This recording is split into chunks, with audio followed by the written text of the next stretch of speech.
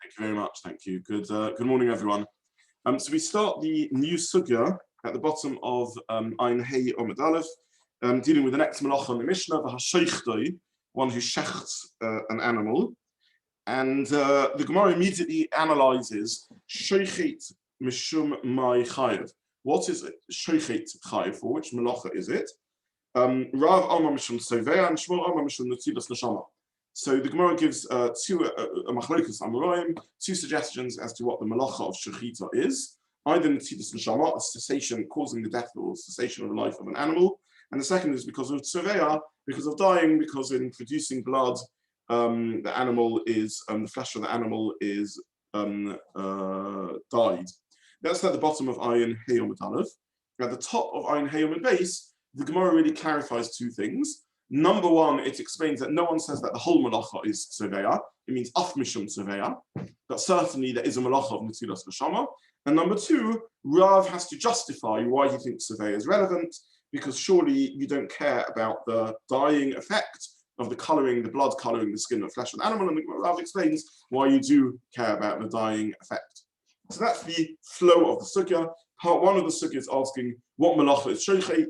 Part two is it gives two answers, Rav and Shmuel, Netilas Neshama and Seveya. Part three, it clarifies that it means everyone agrees Netilas Neshama. Question is Af Mishum Seveya, and part four is a discussion about why you need the Tzaviyah. So today we're going to really just try and look at the first two parts of the Sugya. And really the first question on the Sugya is what exactly is the question of the Gemara? Why does the Gemara ask HaShochet Mishum Mai Mechayev? I mean, it doesn't ask this with any of the other melachas, because these are obvious melachas. Each av melacha is something that took place in the Mishnah. It doesn't ask mevashel mishum mai mechayev, why are you chayev for bishul or for afiyah? The answer is because of afiyah or bishul. That's the name of the melacha. What's the Gemara searching for over here that it is bothered by? So there are two approaches to the Gemara. The first approach I'll share, because for me it was the easier approach, is that of Tosfos. Tosfos says the Gemara is not challenging the Mishnah. The Mishnah is obvious. The Mishnah says Shechita. It's listing the Lamatas melachos. That's the whole point of the Mishnah, to list the 39 melachos. You can't ask on any of the 39 which melacha are you chayav for. The answer is that's the melacha. It's listing the melacha. So what is the Gemara doing? So it says Lav HaShochet Mishnah Koi. It's not a discussion about the Shochet in the Mishnah, because obviously that's because of cessation of the life. And because Tzavea is a separate melacha. The Gemara is asking in general, when you do Shechita, which melachas are relevant. And the chiddush of Rav is that there's two melachas relevant when you do Shechita, killing the animal and dyeing the flesh. That's for me as a common person doing Shechita. But when the Mishnah lists Shechita, the Mishnah is not listing, the Gemara is not asking what melacha that is, of course. The answer for Shechita is, of course, Yochayev from the Netilas Neshama. So says Tosfos. Rashi, I found pretty unreadable. I wasn't sure what on earth Rashi meant until, thankfully, literally moments before the share, I came across the Chasam Sofer, which I posted on our WhatsApp group. But before we look at the Chasam Sofer, let's look at Rashi. And unless anyone saw the Chasam Sofer, I don't know if anyone managed to make head or tail of Rashi. I certainly didn't. Rashi says, Shochet Mishum Mai Mechayev, Shechita b'melechas hamishkan heicha umay avidate. Shechita in the Mishkan, where was it found? And what did they do? In what context did they do it? If it's because of the dyed skin of the animals, which were used in the Mishkan, why do you need Shechita? You can also strangle the animal. You don't need to do Shechita. So Rashi explains the explanation of the Gemara, very differently to Tosfos, is indeed challenging the Mishnah. How can the Mishnah list Shechita as one of the Lamatas melachos? It's not one of the Lamatas melachos. You didn't need to shecht in the Mishkan. Meaning to say, of course, when you bring karbonos, you need to shecht the karbonos. But the Lamatas melachos are not defined by the karbonos. They're defined by the building of the Mishkan, the construction. The 39 melachos needed in the construction of the Mishkan. In the construction of the Mishkan, why would you need Shechita? Chanika would also be enough. You just need to kill the animal. You don't need to do Shechita in killing the animal. So says Rashi. Now, I wasn't able in this reading of Rashi to work out what on earth the Gemara's answer is. What's the flow of the Gemara? I mean, does Seveya answer the question? How does Seveya answer the question? What's the answer to the Gemara? What is the answer to the question? Why do you need Shechita? I don't know if anyone managed to get shut in Rashi. Did anyone understand how Rashi was learning the Sugya? Okay, so I was a little flummoxed by Rashi, and I wasn't really clear where to go with it until I saw the Chasam Sofer. And to the best of my understanding, Chasam Sofer says as follows. He says the answer of the Gemara is, yeah, you're correct. You don't need Shechita. The Av Melachot is not Shechita. The Av Melachot is Netilas Neshama, any way of ending the life of an animal. That's the Av Melachot. In other words, the Gemara is saying that Shechita in the Mishnah is Lav Dafka, is not specific. Shechita is a very specialized method of killing. It takes a long time to train a shochet. Regular killing of an animal, you get a worker in an abattoir who's taught how to use a prong, an electric prong, or whatever it is, and kills the animal like that. Rashi's answer, the Gemara's answer is, says the Chasam Sofer, Enochanami, it's true to say the malacha is not Shechita, the malacha is Netilas Neshama. Where do we see that from? Because Rav and Shmuel argue whether Shochet is chayev only for Netilas Neshama or also for Tzeveah. But everyone agrees that HaShochet is chayev for Netilas Neshama. That means to say they define the malacha as Netilas Neshama, not as Shechita. So this is the point the Gemara is making and the flow in the Sugya, that this malacha is listed slightly unclearly on a lav dafka manner in the headlines of the Mishnah. The true name of the malacha is not Shechet, the true name of the malacha is Notal Neshama, causing the death of the animal by whichever means you care to use. The point is that the animal is now dead and therefore you can use its skin. My only question, I just got a question on that, because with the Mishnah, you had the same thing with Tzeveah, is the actual Mishnah says is a reference to Hatzad Tzvi for HaShochet. So the implication is, and then there's a whole series, just as we had with Semer, the actual definition of the Malacha seems to be Dafka with a Tzvi, Hatzad Tzvi for HaShochet. So I just, that whole point, and we had a similar thing with Semer, where it was all to do with Malav No, and it's a Dafka to do with the Semer. So the question is, does that turn the Av Malacha just into a Tzvi or something like a Tzvi, or could it still be read Lav Dafka as long as you kill the Tzvi, even if you do it by Chanika? That's what Shechita means. Yeah, so that's a good point. Let me try and broaden the discussion a bit, and that I hope will answer your question also, Adam. The Mishnah lists 39 melachos. These 39 melachos are part of Sidura, part of the sequence to achieve certain outcomes. So, for example, the first 11 melachos are Sidura de Pat. They're about baking bread, and therefore the Av Melacha is defined in a certain way in order to achieve the outcome of baking bread. Indeed, this may affect the name of the Av Melacha as the Mishnah chooses to list it. Because the Mishnah says Ofer, baking, whereas in the Mishkan, maybe the Melacha was Mevashel, boiling.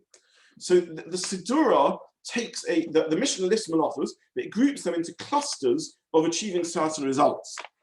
Now, the cluster that we are in the middle of in the list of the Mishnah of the Melachos, seems to be a Sidur of creating leather, tanning leather. Because look through the list of melachos. Hatzad Tzvi, someone who tracks a deer. HaShochet, who shechts it. Now, the Mishnah could have carried on. What's the next sequence in trapping a deer and shechting it? Well, you could have learned the next sequence is boiling the meat, cooking the meat, and it would be mavasha, because the outcome of this cluster of melachos that we're interested in is getting meat for an animal. Had the Mishnah wanted to do that, then the Shechita would have been followed by food preparation melachos. In addition, the Mishnah probably wouldn't have used Tzvi as its example, because even though we do eat deer meat, it's not the most common meat to use. It would probably use more common meat, lamb and beef and so on. It was said, hatzod, tzeidah is not relevant by domesticated animals, so it's said hatzod tzvi, but shechita would have been by an animal which is commonly eaten, like a lamb or the like. But if we look at the continuation of the Mishnah, we understand the answer to this question, because the Mishnah now goes on and says, for hamafshito, you strip the skin off, hamolchi, you salt the string, hamavidaso, you tan it, and it goes through the preparations of leather or parchment preparation through to smoothing parchment and writing. So the sidura, the manufacturing process we're interested in over here, is not that of meat manufacture, but of leather or parchment manufacture. In that case, if this is so, then we understand how Rashi is reading the Gemara and the question that Rashi is asking, which is in the Mishkan, and indeed in the list of the Mishnah, we're not dealing with meat preparation where Shechita is relevant. We're dealing with leather or parchment preparation where meat is irrelevant. In which case, why talk about Shechita? Surely Shechita should be lav dafka. And the point is, any method of killing the animal. And Rashi's answer is indeed the melacha would be netilas neshama. Now, I guess in general, when you kill a deer to produce parchment, you would do Shechita. Why not? Because if you do Shechita, then you can eat the meat. So it's convenient, you get more out of the deer. But in the relevant, halachic relevance of the melacha would be netilas neshama as opposed to Shechita. That seems to be the flow of the Gemara according to Rashi.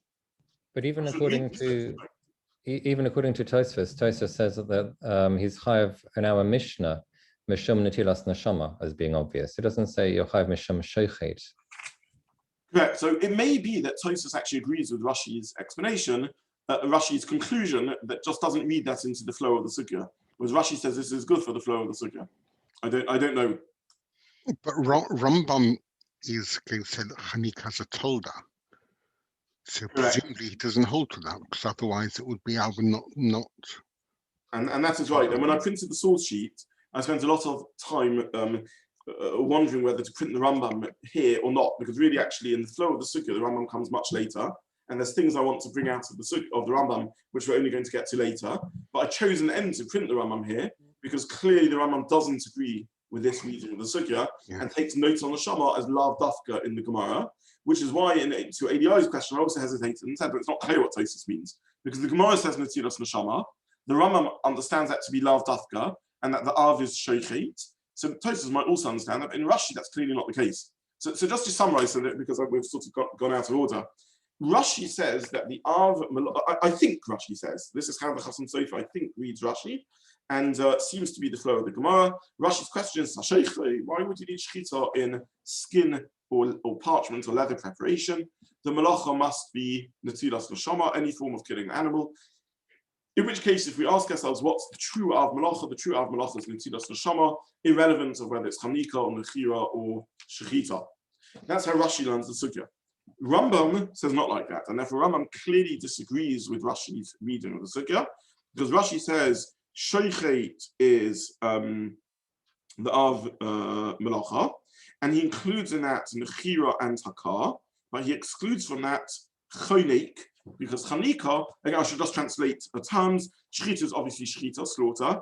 Nechira is a stabbing of sorts. Hakar is hitting, and chanika is strangling. So the Rambam includes nechira, hakar, and shechita as the av, and says chanika is the tolda. Now, if, as per Rashi, in the Mishkan, there was no reason that they shouldn't have done chanika, because all they needed to do was assure the death of the animal. And perhaps chanika is even a better way of ensuring the death of the animal, because you avoid damage. There's no slit in the animal, and therefore you avoid damaging the animal. Then Rashi would disagree with the Rambam, and Rashi was told chanika is the av, or included in the av, because the Rambam says that chanika is only a tolda. So the Rambam at least would have had a different reading in the Gemara, and I'm not quite sure what the Rambam would do with Rashi's question, which is conceptually, I hear the view of the Rambam. The Rambam says that, if you remember, just to throw us back to the beginning of Ayin Gimel on base, when we first began exploring the Avos Melachos, the Rambam and Rashi are both of the view that it's inaccurate to say there's 39 Avos Melachos. Before we learn the Mishnah, we assume there's 39 Avos Melachos with lots of toldas that branch out to them. The Rambam and Rashi both say that there are many co-Avos. So the Av Melacha of Bishul, it actually is many co-Avos Melachos, Bishul and Afiyah, and so on and so forth. Similarly, if we look at the Ayin Gimel on base, when we learn Ayin Gimel on base, the Gemara tells us that there's Zereya and Zomer and Noteya and Mavrich, Vamakiv, Kol Melacha Achasei. Whether you sow a seed or whether you plant a sapling, these are co-Avos Melachos. Similarly, it says Chorish and Chofer, plowing and digging a pit. These are co-Avos Melachos. So there's a concept of co-Avos Melachos. So the Rambam looked at all the forms of killing, and he said that Shechita and Nechira and Hakar are all co-Avos Melachos, whereas Chanika is a tolda. What's the logic of the Rambam? Why would he view the first three as co-others and Chanika as a Tolda?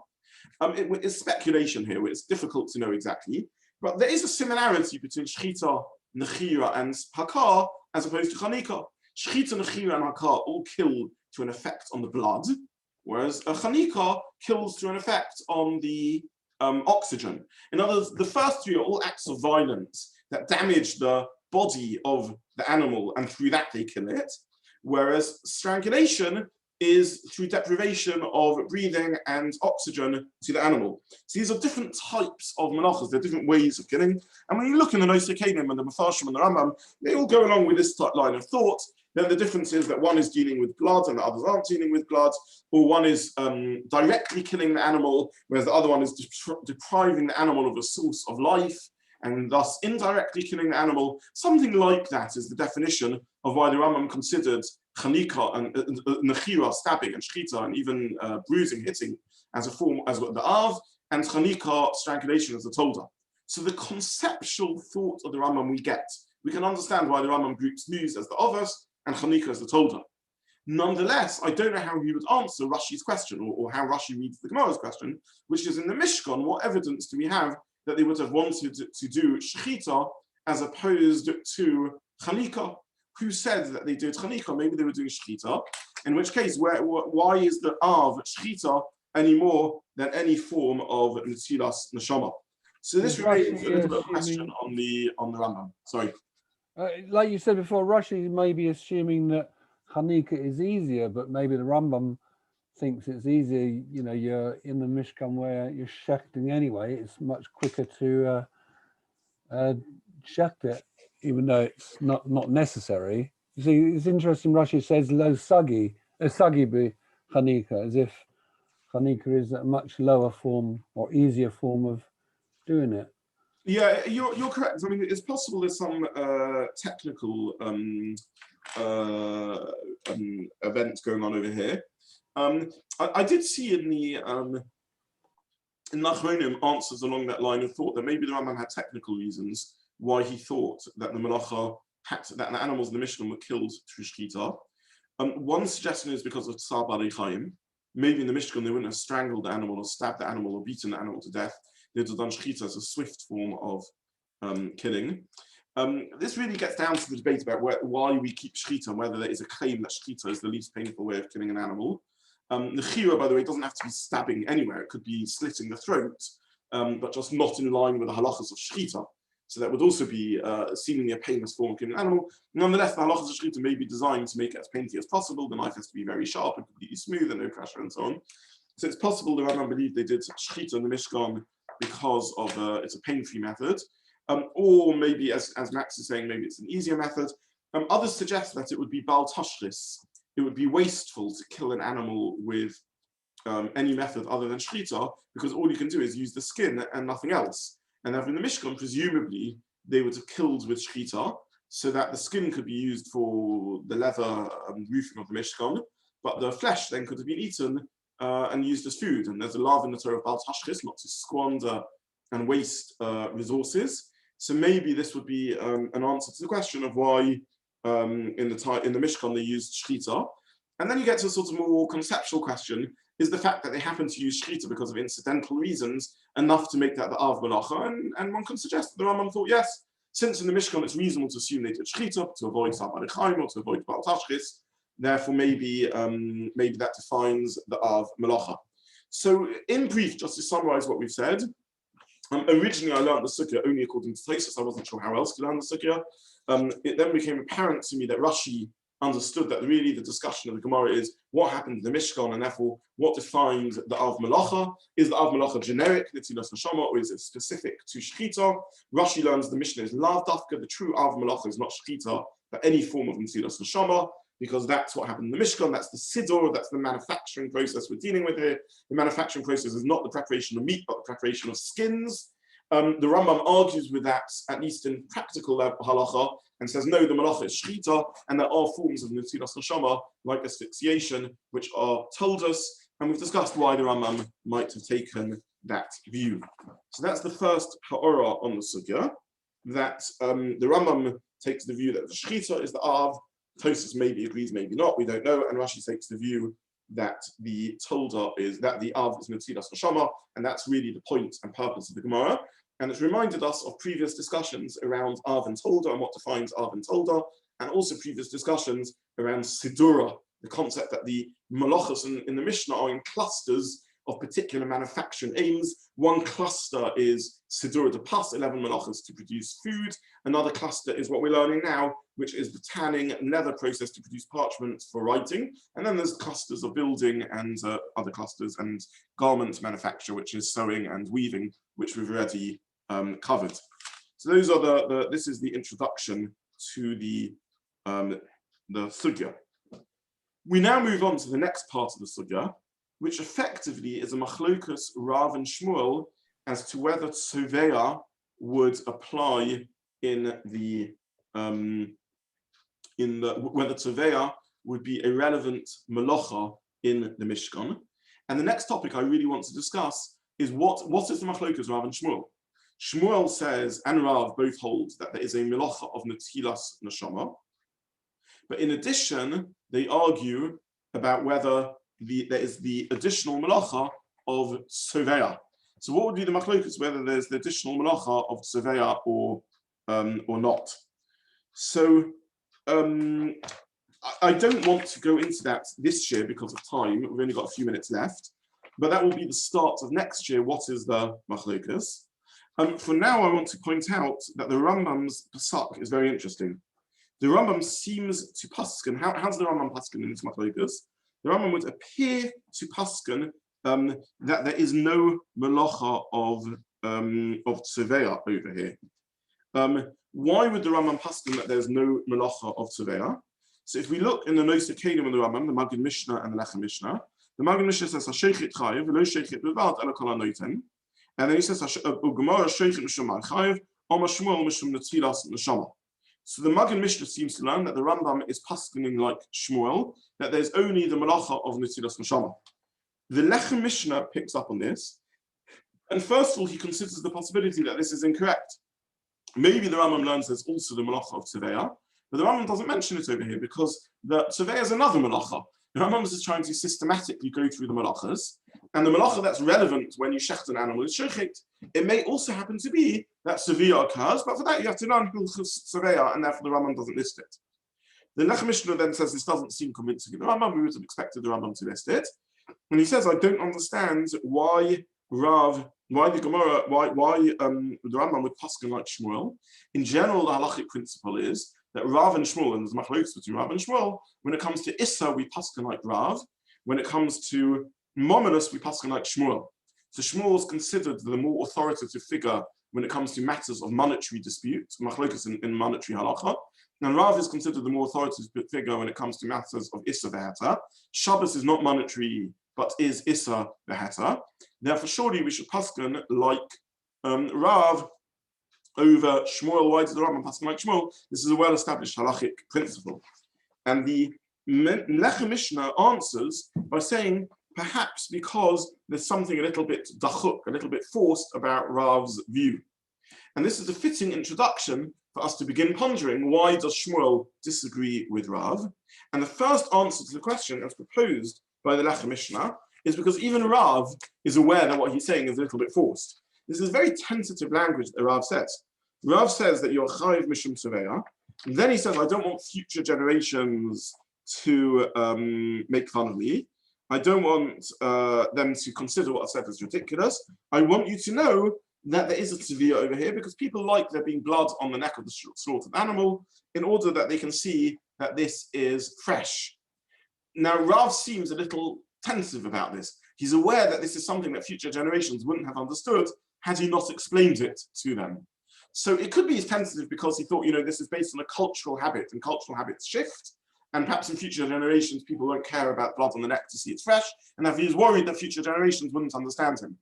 But the alternative, says the Lechem Mishnah, is perhaps that Rav is aware that this is a little bit of a chiddush, isn't so obvious, and therefore he's already indicating there's a weakness in his argument. Who says this form of dyeing is sufficient, that people see a bit of blood on it and therefore they know it's fresh? Do you really care if the meat is dyed?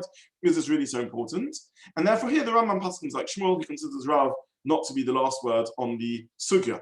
So the first answer to our question, as to why Rav and Shmuel might argue is because maybe Shmuel doesn't find Rav's answer convincing that blood on the neck is enough of a reason to make this aimed maleches machshavas. I printed in source 3 the Minchas Chinuch. The Minchas Chinuch references many other answers to this question as to what they're arguing about. And the Minchas Chinuch uses lots of Rashi Tevis. I should mention that on the last line of the handout on page 1, he quotes Sefer Ches Aleph, which is Chai Adam. And if you go through the Minchas Chinuch, he gives different answers as to what the machlokas Rav and Shmuel is. And in Mitzvah Hashem next year, we will look at 2 things, given that it will be the last year in the Sukkah, what the machlokas Rav and Shmuel is, and secondly, how our old concepts that we've looked at, like melachot shein tzricha legufa, plays out in our Sukkah. And for that, I printed the Mishnah Berurah and the Halachas that look at what melachot tzricha legufa is in the context of Shechita. So we'll stop there for today, and I wish you all a good day. And that's the agenda for next year. We will have to have a one more share on the Sukkah, where we'll have to pack it in and include what melachot shein tzricha legufa is, and why Rav and Shmuel argue. Be prepared for a late night. We may need to go over our 10 o'clock finish on Tuesday, so because we have to finish off before the end of this term. Thank you.